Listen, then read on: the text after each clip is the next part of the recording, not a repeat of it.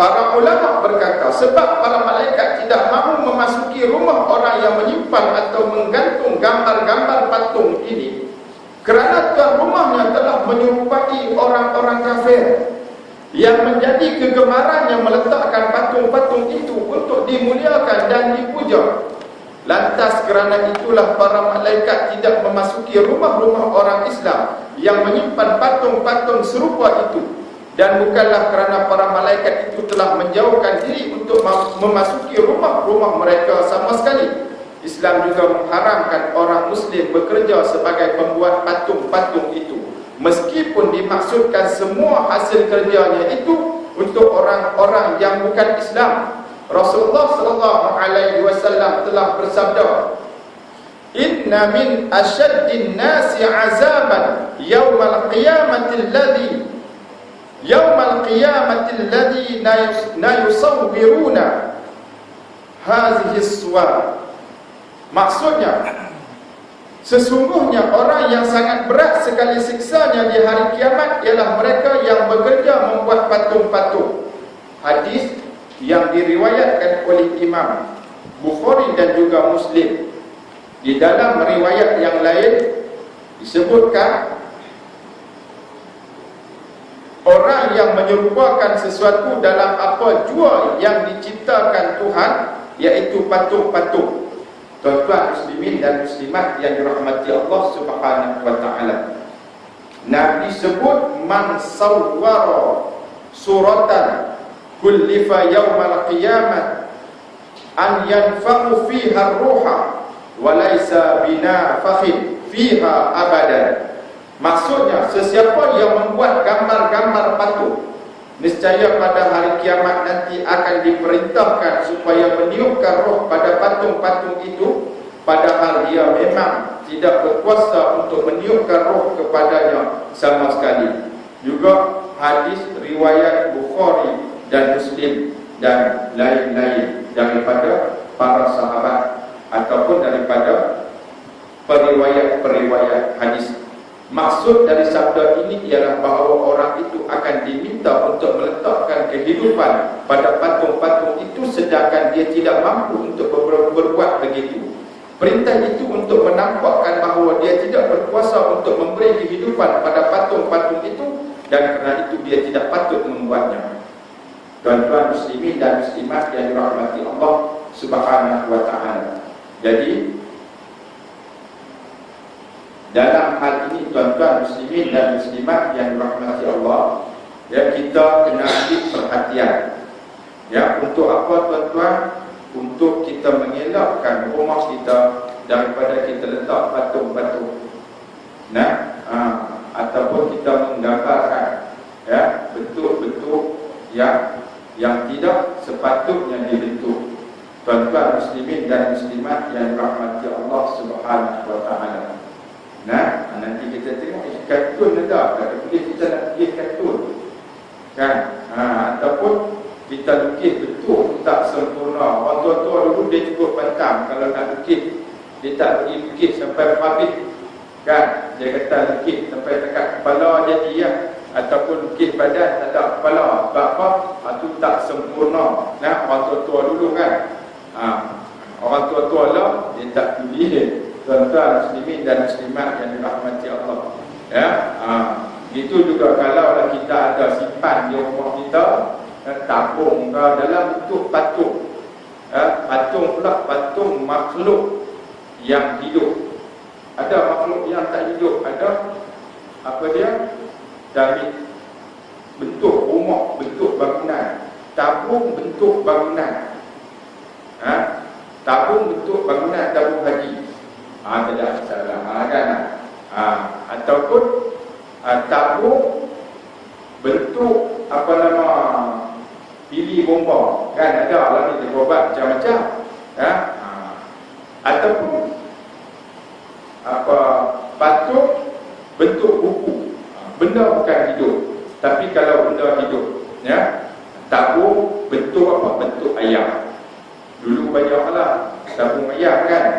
Sebab apa dia senang, kita nak cop, kan? Tabung ayam kuih sikit, kerang dia jatuh, pecah, kelai, kan? Jadi tuan-tuan muslimin dan muslimat yang dirahmati Allah, ya, patung bentuk makhluk hidup, nah, binatang ataupun manusia, ya, patung bentuk kepala ustaz itu tak boleh, ya.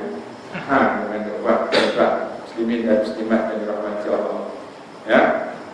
Begitu juga kita buat apa? Kita buat apa nama, kita kata macam arca bentuk manusia, kan? Sebagai satu tanda, sebagai satu tanda. Gambar kita boleh juga gambar sekerat, boleh, tapi jangan bentuk bunga lilin, bunga lilin, kan? Macam mana kita tengok cerita apa nama Hindustan, bila ada mati, kan? Dia gantung gambar tu, kemudian dikubur bunga lilin, ataupun kita tengok lalu, kan? Lalu terdengar bunyi cun, dia boleh retak, dia boleh retak. Tengok depan kereta tu ada gambar, gambar tu dikubur bunga lilin, bunga berkabung, berkabung orang-orangnya, no? Berkabung. Maka kalau pun macam tu menyamai amalan ataupun satu agama yang lain daripada agama Islam, maka hukumnya adalah haram dan juga berdosa, tuan-tuan. Tapi kita pun gambar kita waktu muda-muda dulu, waktu rambut banyak alung, kan? Orang tengok ni gambar siapa ni? Tengoklah gambar Pak Long dululah, kan? Bukan nak puja-puja gambar tu, kan? Sebagai satu kenangan untuk kita. Apakah ianya diharuskan? Kita macam mana orang ambil gambar lah ni, kan? Ambil gambar lah ni, maka itu adalah diharuskan. Tapi kalaulah dipuja-puja, gambar tu dipuja-puja, menunjukkan tentang kemewahan ataupun dia punya ranggi dia masa dulu, tuan-tuan, nak tunjuk orang kata dia dulu hebat lah, kan? Masuk ugiran 60-an tu, masuk ugiran 60-an dulu juara lah, kan? Juara. Dia sebut nama ugiran tu, ni lah, ni lah penyanyi dia, kan? Ataupun ni lah, dulu dia duk main bass ke, duk main gitar ke, kan?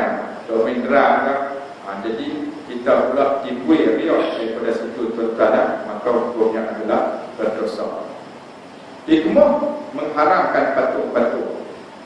Di antara rahsia-rahsia yang penting dalam mengharamkan patung-patung itu, dan ini bukanlah satu-satunya sebab, ailah dari pengharaman itu sebagaimana yang dipercayai oleh sesetengah manusia, ialah melindungi kemurnian sifat tauhid keesaan Tuhan, serta menjauhkan diri daripada menyerupai kaum penyembah berhala yang menjadikan patung sebagai sembahan, sedangkan semua itu dihasilkan sendiri oleh tangan mereka, lalu mereka menyembahnya dengan rasa rendah diri. Sebenarnya keinginan Islam untuk melindungi keesaan Allah Subhanahu wa taala dari segala perbuatan syirik telah mencapai kemuncaknya.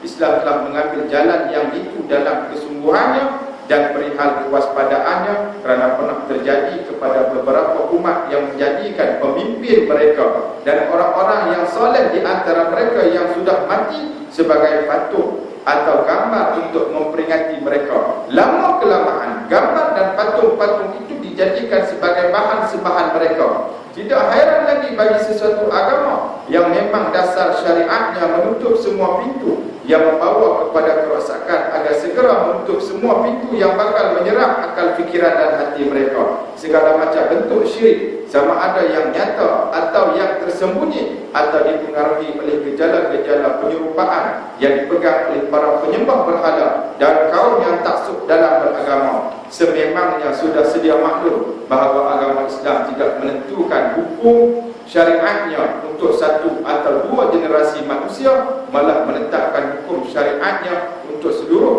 kemanusiaan di seluruh dunia ini, dan secara terus-menerus hingga ke hari kiamat. Apa yang dirasakan jauh untuk diterima oleh sesuatu generasi akan diterima oleh generasi yang lain. Tidak mustahil jika ianya tidak menjadi suatu hakikat yang nyata pada suatu zaman gelap, akan menjadi suatu kenyataan pada zaman yang lain, yang dekat atau yang jauh. Tuan-tuan muslimin dan muslimat yang dirahmati Allah, di antara hikmah diharapkan patung kepada umat Islam untuk dijadikan perhiasan. Patung untuk dijadikan perhiasan yang dimasukkan di sini. Di dalam bab perhiasan, bukan dalam bab permainan. Tetapi lalu satu karnival, kita kata karnival remaja masjid, dan juga warga emas, kilauan emas masjid. Bukan kilauan emas dalam TV itu kan. Ini kilauan emas masjid. Kita pergi kan, tengok kilauan emas masjid ni macam mana. Mereka hak mengaji dulu, mengaji suara sedap kan. Dulu macam Ustaz Ismail Hashim, Ustaz Ghani, dulu suara sedap-sedap mereka ni kan. Kita buat karnival, panggil mereka mengaji, ataupun anak mereka dan suara macam mereka mengaji. Allah tuan-tuan, bawa anak pergi di situ, tahu-tahu ada orang dia belon. Tahu belon gambar Power Rangers ada, Ultraman ada, Doraemon pun ada kan. Kita buat balik main di rumah kita. Bolehkah kita buat masuk? Yang itu bukan perhiasan. Yang dimaksudkan, yang diharapkan di sini ialah patung yang digunakan untuk dijadikan sebagai perhiasan, ataupun lukisan yang dijadikan sebagai perhiasan. Lukisan ni pula lukisan yang penuh, ataupun gambar yang kita jadikan ianya sebagai perhiasan di dalam rumah kita, kerana kagum pada seseorang ataupun sesuatu tuan-tuan, suatu makhluk. Patung itu pula patung yang penuh, ataupun gambar itu pula gambar yang penuh. Jadi tuan-tuan, maka ini dikatakan perhiasan. Yang tadi dikatakan permainan. Jadi patung permainan, untuk dijadikan permainan, bukan untuk dijadikan perhiasan. Maka itu sebagian ulama mengatakan hukumnya adalah harus.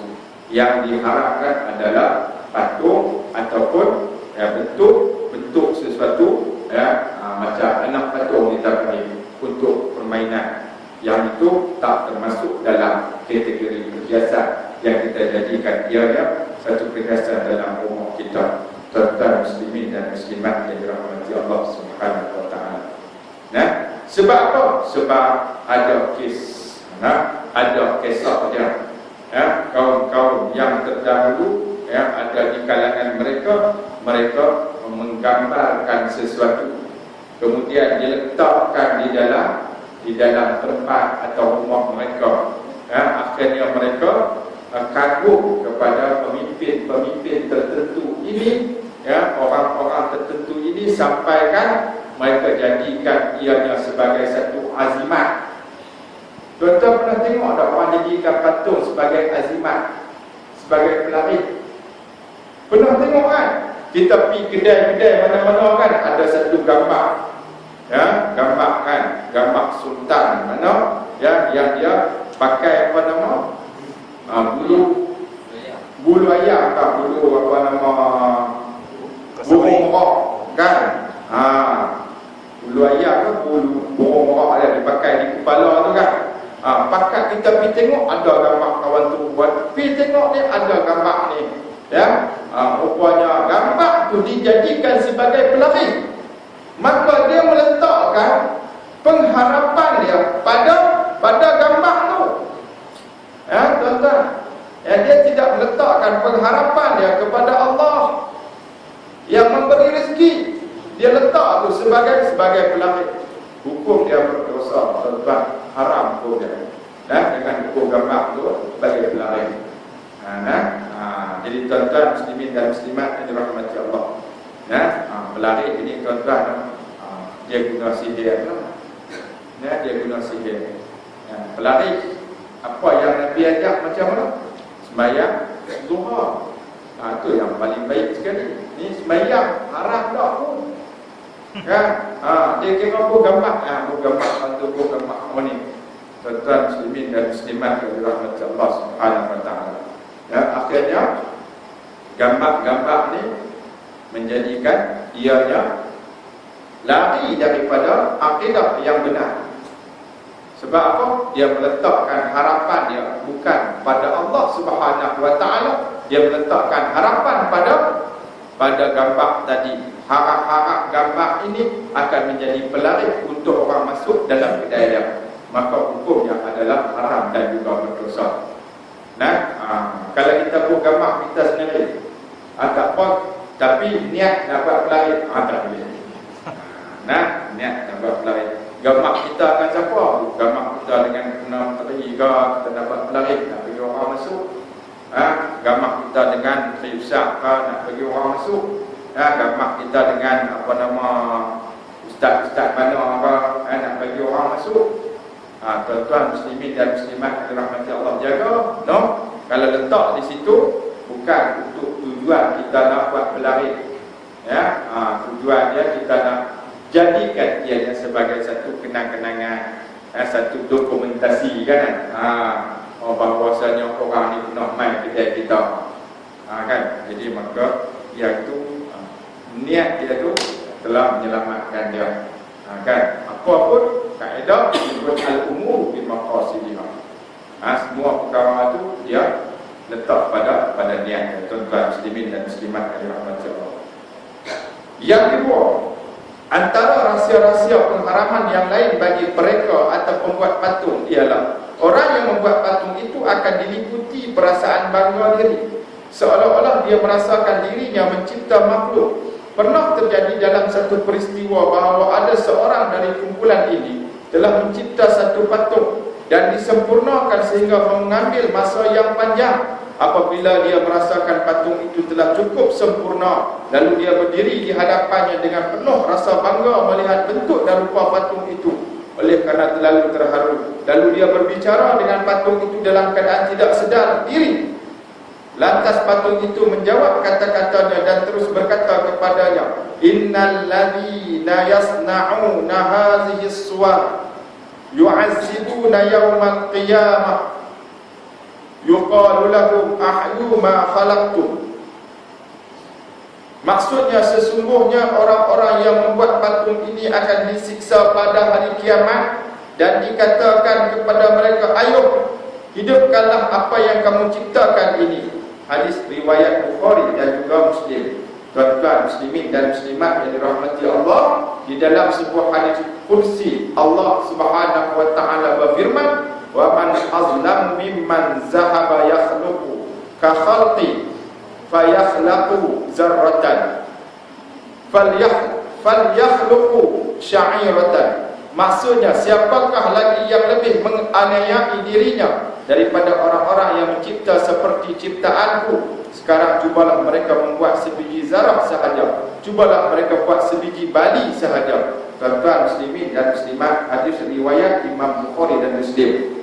Nah, yang kedua tuan-tuan, orang yang buat patung ni kadang-kadang dia jadi bangga diri. Sebab apa? Sebab dia boleh buat patung tu. Kadang-kadang dia buat sampai macam mana orang nampak macam hidup tu, kita kata, kan? Dia jadi rasa bangga diri dia, tuan-tuan muslimin dan muslimat yang dirahmati Allah. Dia buat acar ke, dia buat patung bentuk orang macam mana orang, macam mana kisah, buat patung ni sampai nampak bentuk macam orang. Kemudian dia pergi bercakap pula dengan patung tu. Ish, kan, tengok hang, lebih segok lagi daripada orang. Hak mana orang hidup ni, hang tak hidup, nampak cantik, nampak segok ni. Jadi gelong pula tuan-tuan. Jadi tiga suku jadi sewek, boleh pergi bercakap dengan benda yang tak boleh bercakap. Tapi ditakdirkan patung tu cakap, tuan-tuan. Patung tu cakap, patung tu kata apa? Orang yang buat patung ni akan disiksa pada hari kiamat. Tuan-tuan, berapa banyak patung-patung yang ada atas dunia ni dijadikan sebagai mercu tanda. Mercu tanda macam Statue of Liberty, kan? Hak mana pegang obor yang ada di kepala dia tu ada tajam-tajam di US. Tuan-tuan, tu satu mercu tanda. Kemudian di mana lagi yang buat sampai atas gunung, buat patung Jesus, patung apa nama Kristian, tuan-tuan. Orang yang buat tu puasa bangga, kita pun pakat pergi tengok apa? Pergi tengok patung. Ada pula. Tuan-tuan muslimin dan muslimat yang dirahmati Allah Subhanahu wa taala. Depa buat patung-patung, jadi kita pula pergi tengok. Jadi orang buat apa nama, macam mana orang Kristian buat ketika depa sembahyang, kita pun tiru juga. Jahanam. Jahanam. Tuan-tuan muslimin dan muslimat yang dirahmati Allah. Takat tengok saja tak apa. Dulu Tok Guru kita, Tok Guru mengaji Quran, dia pesan, dia kata kalau tengok patung, dia kata tengok apa, Tok Pok tengok apa nama Tok Rekor, dia kata apa, sebut laknatullah. Sebut apa? Laknatullah. Dia kata laknat Allah.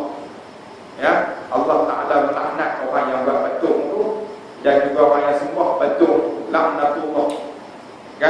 Kemudian Tok Guru kita pula pesan, dia kata apa? Di antara hikmah, dia kata bila tengok Tok Rekor ni, jangan tengok. Sebab apa? Boleh menyebabkan kita lupa benda-benda yang baik. Boleh jadilah tuan-tuan, budak-budak, jangan tengok. Sebab apa? Bila kita tengok ni boleh menyebabkan kita lupa benda-benda yang baik. Jadi tuan-tuan muslimin dan muslimat yang dirahmati Allah Subhanahu wa taala. Kadang-kadang kita tengok ni, macam mana patung tu dia boleh pergi sembah, tak masuk akal kita. Depa buat dia pergi sembah. Hak patung kuda-kuda tu, saya pernah tanya pasal apa ada patung kuda, ada patung perempuan, ada patung lelaki. Dia kata kuda tu kenderaan Tuhan, dia kata. Bila mimpi Tuhan turun dah. Jadi depa pun buat patung lah. Buat patung kuda kat situ. Sebab apa? Sebab Tuhan dia kata duduk tempat yang paling tinggi. Dia tanya tempat paling tinggi ni di mana? Dia kata di Himalaya, tempat paling tinggi. Bukan Gunung Everest tu. Dia akan kau jalan satu dunia, dia naik kuda. Lepas tu dia kata buat patung kuda. Bila Tuhan nampak, tu kenderaan dia. Tuhan tu turun, hampa menipu pula Tuhan nampak. La ilaha illallah. Menipu lah buat patung. Nak bagi Tuhan nampak, tu kenderaan untuk tentu. Tuhan diturun tentu. Ada tuan-tuan muslimin dan muslimat yang dirahmati Allah. Dia tak boleh dia tak tahu akal dia ke mana. Akal dia ke mana, tuan-tuan muslimin dan muslimat yang dirahmati Allah. Cuba tanya, kita sembang kita apa pula agama kita? Agama kita. Lepas tu dia kata apa? Kalau dia tanya, dia kata ni orang Islam sembahyang apa nama sembah apa? Kita kata sembah Allah. Tu dia kata yang sembah Kaabah. Kita kata yang tu bukan. Yang tu bukan kita bukan sembah, bukan kita sembah tu. Tapi yang tu kiblat kita, arah untuk kita hadapkan. Untuk kita hadapkan wajah kita, untuk kita hadapkan ibadat kita.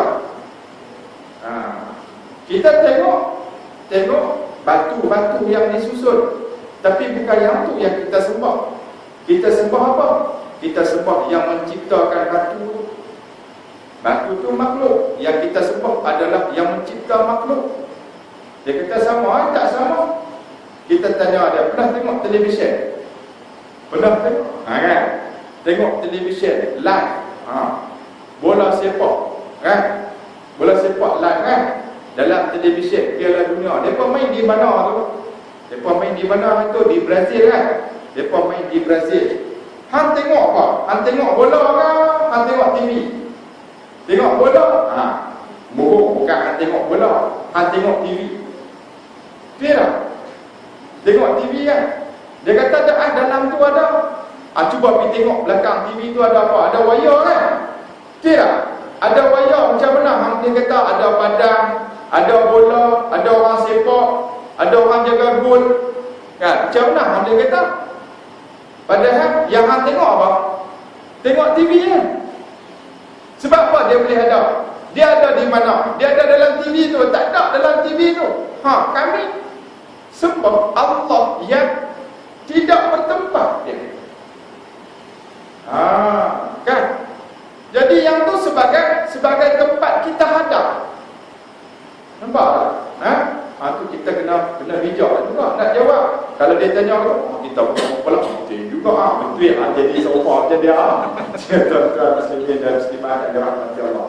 No? Cuba kita tengok. Dia tengok televisyen, tengok gambar apa? Tengok gambar Hindustan. Hindustan tu hak di mana mai? Dari India orang. Hang duduk di mana lah ni? Duduk depan TV. Hang duduk depan TV kan duduk India. Duduk depan TV kan, tapi hang nampak apa? Nampak tu. Duduk tak mana aku? Duduk di sana. Kan duduk di India okey lah kan. Tapi yang hakikat dia bukan dia yang depan. Yang hang tengok tu kaca. Kan? Yang hang tengok tu kaca. Nanti pening kepala pula. Kan? Yang kita tengok tu kaca. Yang kita hadap itu adalah kiblat. Bukan kita hadap tu. Hadap tu ialah kiblat, tempat kita hadap. Ya, yang kita sebut adalah Allah. Kita hadap dengan kita sembah lain. Kan? Dia faham tak? Boleh. Boleh berbeza. Jadi tuan-tuan muslimin dan muslimat yang dirahmati Allah. Jadi sebab itulah kita diharamkan menyimpan patung-patung. Bahawa patung-patung ni boleh menjadikan seseorang itu asal bangga diri dia, tuan-tuan. No? Asal bangga diri dia. Dia boleh buat patung duduk atas punggung. Patung duduk atas punggung. Dia rasa bangga. Kan? Dia besar duduk atas punggung. Jadi tuan-tuan muslimin dan muslimat yang dirahmati Allah. Akhirnya apa jadi? Akhirnya dia jadi syirik kepada Allah SWT. Jadi orang yang kufur kepada Allah SWT. Dan ketiga ialah orang yang telah memamerkan dirinya dalam kerja seni ini tidak ada batas tempat berhentinya. Lalu mereka pun melukis atau mengukir patung wanita bogel atas separuh bogel. Mereka melukis atau membentuk lambang-lambang berhala dan ajaran agama yang lain seperti salib, patung-patung berhala dan yang seumpamanya yang tidak wajar diterima oleh seseorang Muslim. Tuan-tuan, jadi seorang Islam dia dilarang sama sekali. Kalau orang bukan Islam, dia suruh kita buat gambar satu gambar tu gambar bentuk patung Yesus ada semua. Maka hukum dia haram kita lukis. Walaupun kita lukis tu untuk orang bukan Islam, untuk orang Kristian, tak boleh. Hukum dia tetap haram, tuan-tuan. Keempat, tambahan pula patung-patung itu sudah dianggap sebagai lambang kemewahan dan keseronokan bagi manusia pada masa kini. Mereka meletakkan patung-patung di dalam istana dan dihiaskan juga di bilik tidur mereka dengan berbagai patung. Manakala para pengukir patung akan bersaing menunjukkan kebolehan mereka untuk mencipta sesuatu yang lebih baik daripada berbagai jenis logam, maka tidak hairan bagi sesuatu agama dan kepercayaan yang pada dasarnya memerangi segala bentuk kemewahan daripada emas, perak dan sutera untuk mengharamkan segala jenis patung ini untuk diletakkan atau disimpan di dalam rumah seorang Muslim. Jadi tidak wajar tuan-tuan muslimin dan muslimat yang dirahmati Allah Subhanahu wa taala. Sebab apa? Bukan cara hidup Islam, tuan-tuan. Untuk kita meletakkan patung di dalam rumah. Tapi kalau kita buat plan rumah tak apa. Buat plan untuk tempat meletak berhala, maka itu tak boleh, tuan-tuan. Tak boleh. Jangan duk ikut serta tuan-tuan muslimin dan muslimat yang dirahmati Allah Subhanahu wa taala. Jadi tuan-tuan, kita kalau nak melukis, dalam kerja seni kan, melukis, pastikan tuan-tuan muslimin dan muslimat yang dirahmati Allah, lukisan kita itu hanya sekadar lukisan saja. Jangan bangga-bangga dengan dengan lukisan yang kita buat kan.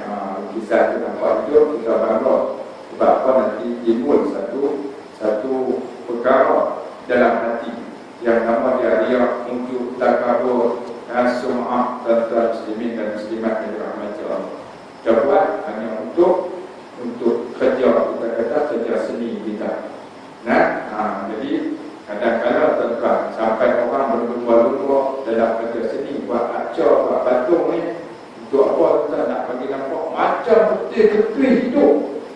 Betul-betul hidup. Akhirnya apa jadi tuan-tuan muslimin dan muslimat yang dirahmati Allah? Patung-patung ini menjadi lambang kemusyrikan kepada mereka. Patung-patung ini menjadikan mereka lalai lupa kepada Allah dan tergelincir iman mereka. Jadi tuan-tuan, kita tengok nanti cara Islam menyanjung orang yang mulia nanti macam mana. Kita tengok kita ada daripada kalangan kita orang-orang yang mulia. Macam mana kita nak muliakan mereka? Bolehkah kita buat gambar macam mana? Kita tengok orang bukan Islam untuk ini mereka buat gambar dan mereka letak di dinding buku pula bunga keliling. Apa kata ada bunga tu mati dah kan? Tak ada bunga tu tak mati lagi so mati baru bunga. Bolehkah kita dapat macam mana nak sanjung orang yang mulia ni? Nanti insya-Allah tuan-tuan, bulan depan jika ada izin Allah Subhanahu wa taala, kita akan perjelaskan tentang fikiran tentang yang lainnya yang ada dalam kitab ni sampai kita tengok keharusan bermain anak patung bagi kanak-kanak ada dalam kitab ni. Patung yang tidak ada rupa dan patung yang cacat, lukisan atau ukiran yang tidak berbentuk, semua ada.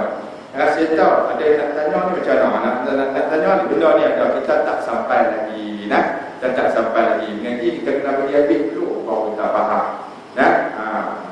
Jadi tuan-tuan, kita nak baca bagi khabib, tak ada masa kita. Tak ada masa kita.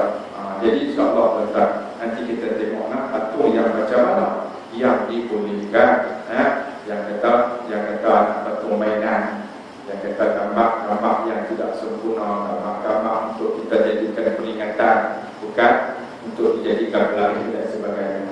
Jadi tuan-tuan muslimin dan muslimat yang dirahmati Allah Subhanahu wa taala, yang baik itu daripada Allah. Salah itu daripada kesilapan saya, mohon maaf di atas segala kesalahan dan juga kesilapan tuan-tuan muslimin dan muslimat dirahmati Allah. Mudah-mudahan kita dapat sambung. Jangan sampai tahun ni habis minggu bulan depan tak dengar hak lebih-lebih tu kan. Patung-patung hak lebih-lebih tu Allah. Nak tanya ustaz nak tanya takkan ulang lagi. Bukan nak suruh main ni, tapi suruh mengaji. Tuan-tuan muslimin dan muslimat yang dirahmati Allah, kita tutup dengan kafaratul majlis dan surah Subhanallah walhamdulillah. لا إله إلا أنت أستغفرك وأتوب إليك. بسم الله الرحمن الرحيم. وعصينا لسان الفقه إلى الذين آمنوا وعملوا الصالحات وتواصوا بالحق وتواصوا بالصبر. صدق الله العظيم. أعوذ بالله من الشيطان الرجيم. بسم الله الرحمن الرحيم. اللهم اجعل جمعنا هذا جمعا مرحوما وتفرقنا من بعده تفرقا معصوما. ربنا آتنا في الدنيا حسنة وفي الآخرة حسنة